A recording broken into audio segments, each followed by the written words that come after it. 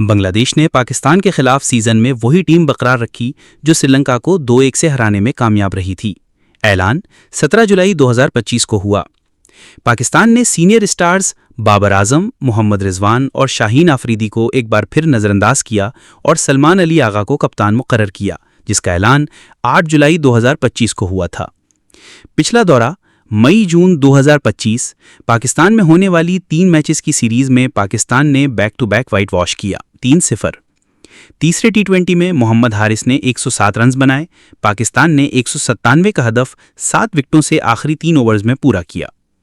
मजमूई series में बल्लेबाजी और बॉलिंग के लिहाज से अहम खिलाड़ी ये रहे।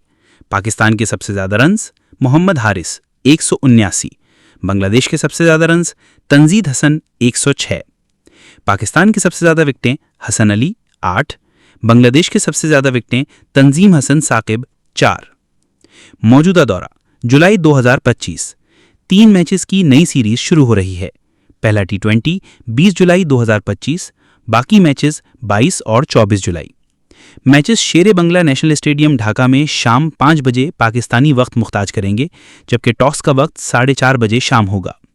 ये सीरीज एशिया कप 2025 और टी20 वर्ल्ड कप 2026 के लिए दोनों टीमों की तैयारी का हिस्सा है।